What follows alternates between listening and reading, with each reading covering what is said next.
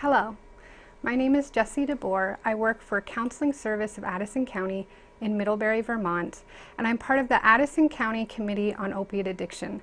I just want to talk briefly about the neuroscience of addiction and what's physiologically happening in the brain when people experience the disease of addiction. The science around addiction, when we think about the brain, is it's across the board for everybody.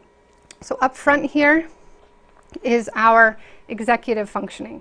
That's our personality, our judgment, saying the right thing at the right time, doing the right thing, that sort of thing. And this middle part of the brain is where things like fear, survival, food, water, shelter, that sort of stuff lives in the middle part of the brain.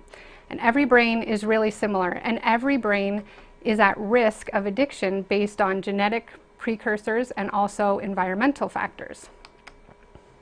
So this is a brief animation to show you what happens with opioids, but this is true of almost any substance. So here we have opiates. They go out.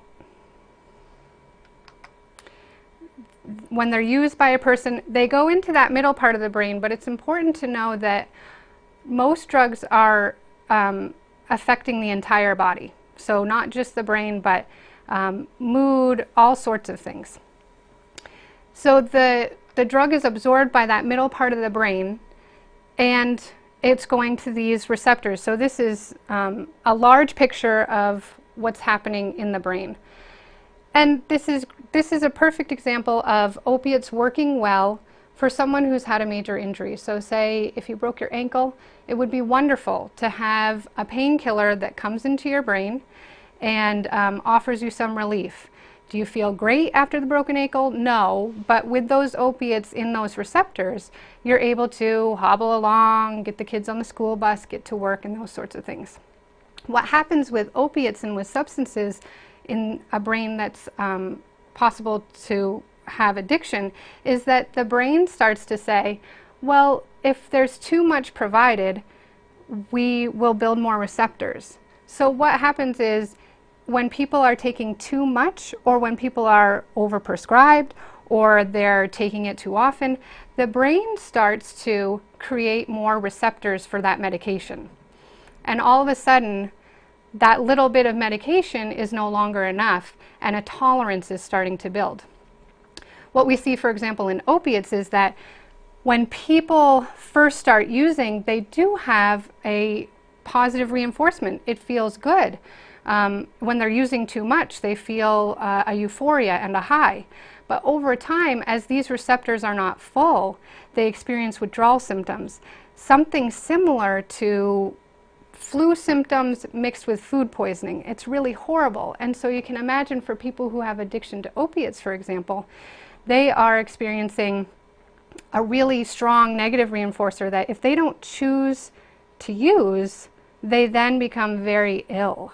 And so that's a strong reinforcer to be up against. And that is so often why we see people behaving in a way that we would never expect. In this frontal part of their brain, which is where their personality is, they're thinking, yes, I would never steal from my grandmother. I would never steal someone's purse at the grocery store. And many people who have addiction are wonderful people. And up here in this part of their functioning, they would never do that. But this middle part of the brain, where food and water and shelter live, that's where the drug is really affecting. And so you can imagine what it would be like for that person who has addiction, similar to someone who doesn't, trying to go without water. You can do it for a little while, but eventually your brain takes control and you will do anything to have it. And that doesn't excuse the behavior, but it gives us a strong understanding of what's happening. And a nice parallel I like to use is for people who drink coffee or caffeine. The first couple mornings that you have coffee, it's great. You get to the office, you're getting things done, you're answering emails, it's so wonderful. And then you find after a little while the 8-ounce cup isn't enough and you need 12. And then you have 12 and you're getting the effect you want, you feel peppy, you're getting a lot done. And then 16 ounces, and then 20 ounces, and then before you know it, you're drinking the 44-ounce cup of coffee a couple times a day. That is the same experience that somebody who has opiate dependence or cocaine dependence is experiencing. Some really important things to highlight here is that addiction can happen to anyone at any time. We don't know who might get addiction.